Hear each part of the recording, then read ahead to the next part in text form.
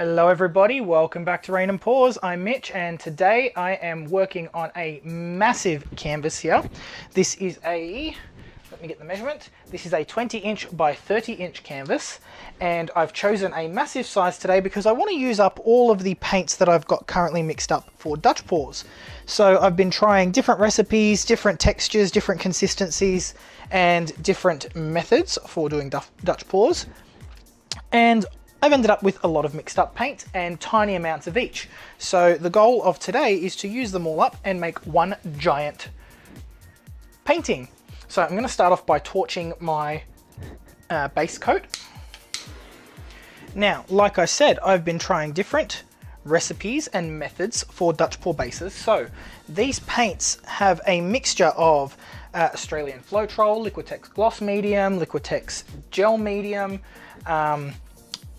Dutch paint, house paint, there's all sorts of things in here. But what I've done is I've made them all the same consistency or a similar consistency as I can. And we're just gonna layer some paint and blow this out and see how it goes.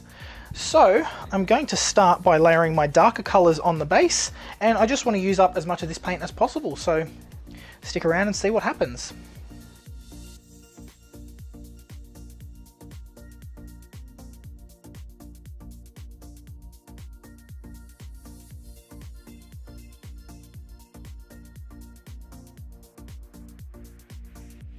Okay, so I'll tell you the colours I've used so far. I have used Matisse Cadmium Red, Matisse Cadmium Orange, Matisse Dioxazine Purple, Matisse Cadmium Yellow. I've used Matisse Dioxazine Purple and Matisse Dioxazine Purple mixed with black. That's that nice deep colour under here. I've just applied This Little Piggy Boastful. Now I'm going to apply some This Little Piggy Pretentious. Oh, sorry, these are Stuck Up Pigs Pretentious. These are the Chameleon Colour Shifty pigments. So those are going to give a nice change and shift in there. Then I'm going to do Pebeo Iridescent Blue Black.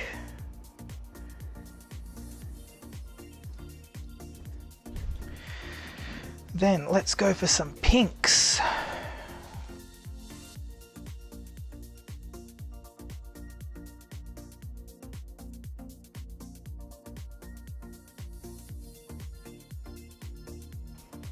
Center. There is a lot of paint on here.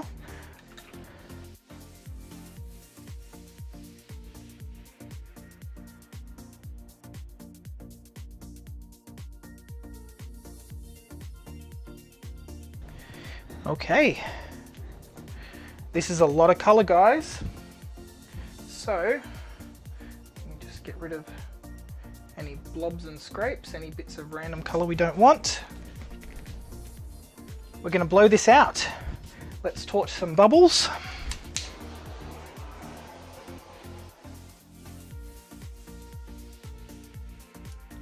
And let's blow out this rainbow monstrosity. Hairdryer on low setting, on cool. And let's start with the top.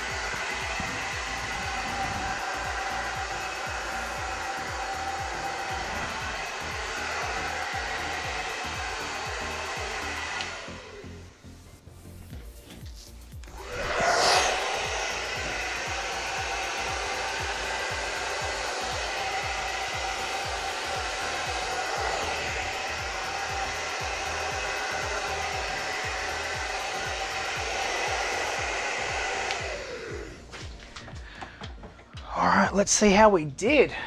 Well. Plenty of color in this one. Super cool. All of those colors worked really nicely, actually. Let's see where we've got some paint we can move. and what we do and don't like. I do like how this is feathered out. Don't like these little splatters up here, so I'm just going to wipe those off. All right, let's torch and see what we get.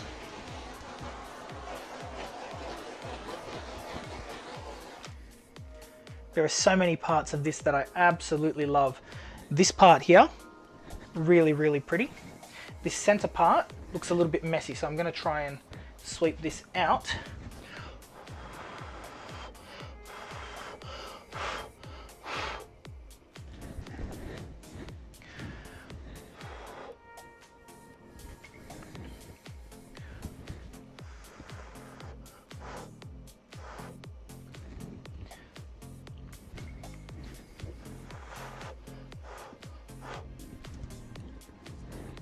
That just makes it flow just a little bit better, I think.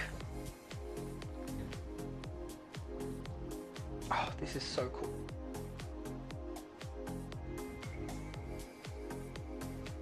Do I want to do a little bit down here? No, I think I like the negative space. I think this is actually really, really cool. It's pretty, it's got lots of action, lots of colors mixing.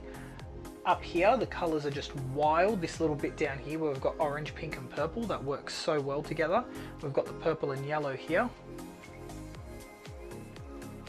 I really love this. All right, I'm gonna sit this over on my drying table to dry, obviously. Actually, I might leave this one up here, just to be safe. I'm gonna leave this one to dry. We'll be back and I'll show you the dried results. All right, everybody. So this wonderful Dutch pour is now dried. And overall, I'm actually quite happy with how it's dried. There is some minor cracking over here. It just looks like the top layers have split apart. So that's what we call crazing. But overall, color distribution, how everything's dried, it's all nice and flat. I'm very, very happy with this. I have decided that I would like to embellish this a little bit though. And so that's what I'm going to do now. And for that, I'm going to use these Artistro metallic paint markers. So these are very fine tip markers and they come in a variety of lovely, wonderful metallic colors. And I'm going to use some of the gold and some silver to tie all of this sort of stuff in. I just want to add some detail here to sort of hide the cracking, make it look a little bit more uniform. And I may actually add some texture to this as well. So I'm going to embellish first and then texture later. So I also have my Molotow chrome pens, which I've got over here. And we will see if or where we can use those in this.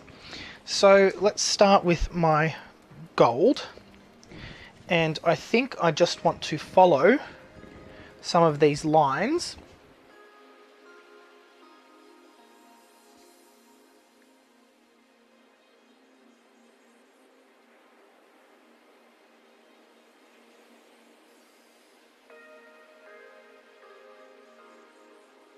All right, so I'm going to take a step back, have a look at this and see where I need more embellishment, and I'll be right back.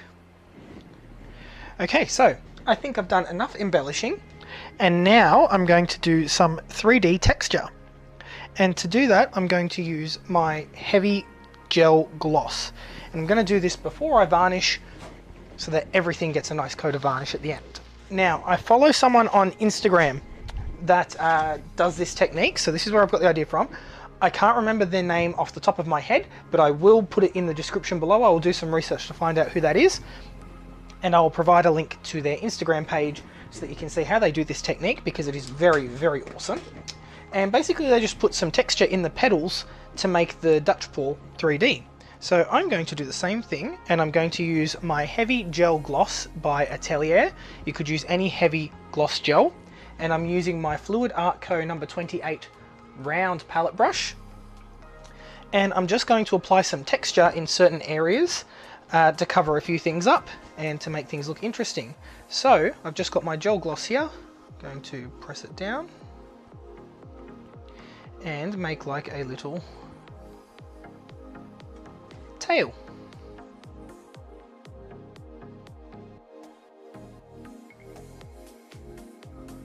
And I'm basically just covering up all that texture that was left by the deep cracks. I'm varying how much I put with each stroke, so I've got different sized textured bits.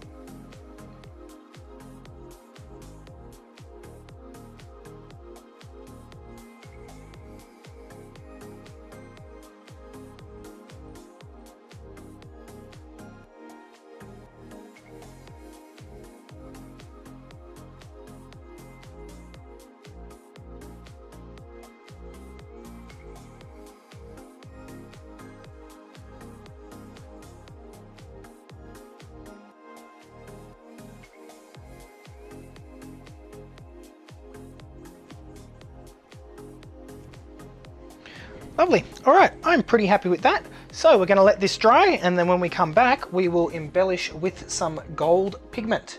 And I think for that, I'm going to use This Little Piggy Zeus. It's my favorite deep gold, and I think it'll look really, really awesome on this piece. So let's wait for this to dry, and we'll be right back. So my texture paste has now dried, and it is ready to paint. So I'm going to paint with This Little Piggy Zeus straight over the top of these textured bumps, and I'm hoping that the paint that I've made just with some This Little Piggy Zeus dissolved in some Jo Sonja gloss varnish, I am hoping that this will stay semi-translucent so that we can see the colours underneath.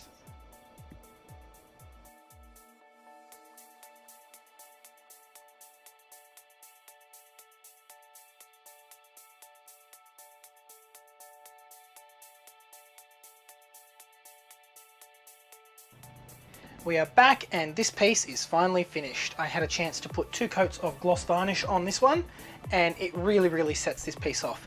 So I did find out the name of the person who I saw doing this and I got the inspiration from. She is tasha.acrylicious.art on Instagram. I will splash that up on the screen, and I'll link down in the description below. She's the first person that I saw using the texture to create these elements on the Dutch paw, so check her out. She's got some incredible work on there, and I couldn't be happier with how this piece has turned out. So let's have a look. Look at all that gorgeous colour coming through there. So this was just a paw done with leftover mixed up paints. All of the colours that I had mixed up for all the previous paws, all looking phenomenal here, with TLP Zeus highlighting and stealing the show in those gold elements. Alright everybody, that's it for this video. I'm so happy another piece is completed. Don't forget, if you like what I'm doing here, like and subscribe, and I'll see you in the next video. Bye.